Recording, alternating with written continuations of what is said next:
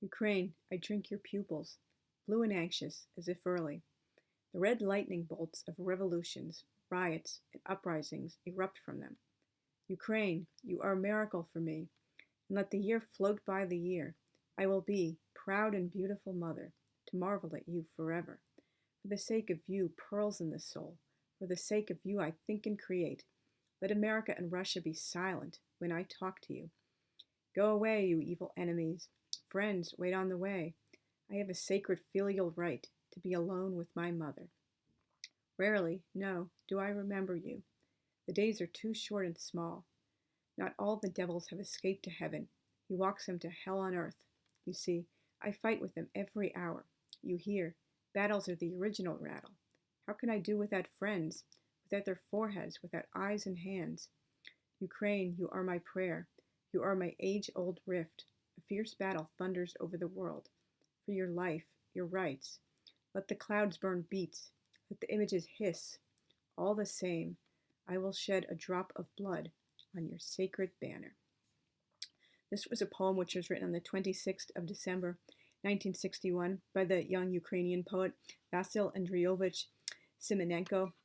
I'm going to be giving you guys a sneak preview of a post which I wrote about this wonderful young man, a poet whose life was cut all too short. It's part of my blogging from A to Z April post, which the theme this year is going to be Ukrainian culture and history for obvious reasons. And I also do have a personal connection to this tragedy, as I've discovered during my genealogical research. There's some Ukrainian blood mixed in with my Slovakian blood. So, this is, personal to me, not just, something I care about as a human being and someone who's always, been interested in like East European history and culture. So Vasyl Andriyovych Symonenko was born on the 8th of January, 1935, into a peasant family in the village of Biyiv, along the Uday River.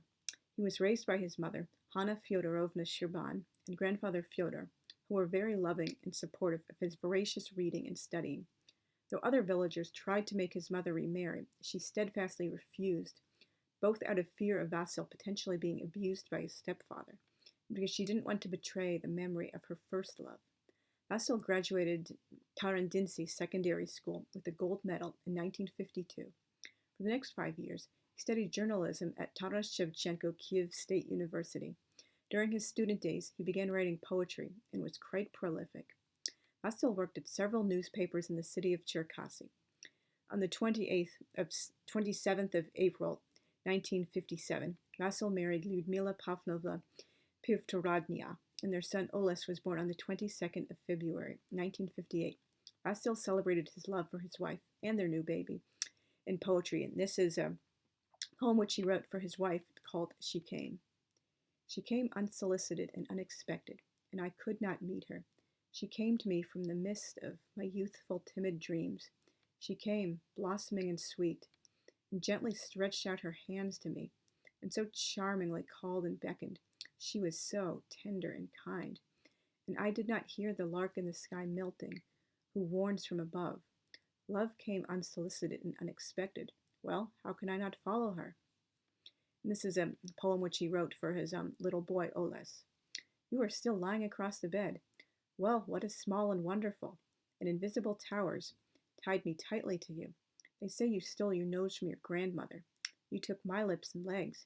You took a blue seduction from your mother and hid it in your eyes. Sleep, my snoring robber. Warm your doubts with your breath. I will send you the most tender pillows of dreams. I will send my thoughts to the guards, so that in the blue mirage, arbitrary grief does not step on the borders of your soul. He also celebrated and pretty much like all of his loved ones and like the beautiful life all around him. And he also wrote about like tragedies in poetry, like for example when his grandfather died. Some poets are just like that. They can't help writing about like everything and everyone in their lives. They just cannot stop creating. It's just like hardwired into their soul to write poetry about everything.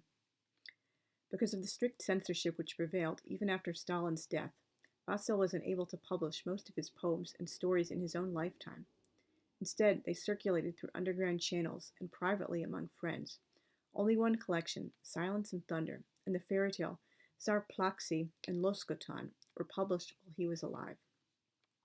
Trouble began in 1962 when Vasyl, along with Alla Alexandrievna Horska, who lived from 1929 to 1970, and Leonid, called Les, Stepanovich Tanyuk, born in 1938, he's still living, fellow members of the Club of Creative Youth, discovered the mass graves of Bykivnia, Lukyanivska prison, and Vasyl Kiev. These are like horrible like mass graves which were like filled up during the Great Terror of the 1930s. Just all these people accused of being like enemies of the people. They were like taken to prison, like sentenced and under the flimsiest of claims, like horribly tortured and often like just murdered at the end of it. They weren't even often sent off to the gulag. They just killed them right then and there in the prisons, and they would like haul the bodies into the woods or like in the prison courtyard and just like bury them all en masse and like obviously cover up what they did. Although obviously many like loved ones kind of suspected what was really going on, they wouldn't release the bodies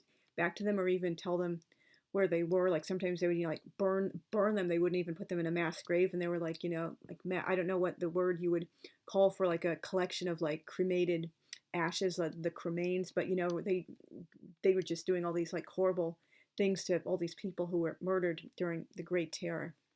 The three friends appealed to the Kiev City Council to have these sites recognized for what they were, burials of people murdered during the Great Terror. In response, they earned negative citations in their personal record, and cops brutally beat Vasyl at the Taras Shevchenko railway station in the town of Smila, near Cherkasy. Almost immediately, his health began deteriorating. A brief moment of happiness came when Vasyl's application to the Writers' Union of Ukraine was accepted in December 1962, helped along by a glowing letter of recommendation by award-winning poet Platon Nikitich Voronko, lived from 1913 to 1988. Alas, this joy wasn't fated to last for long.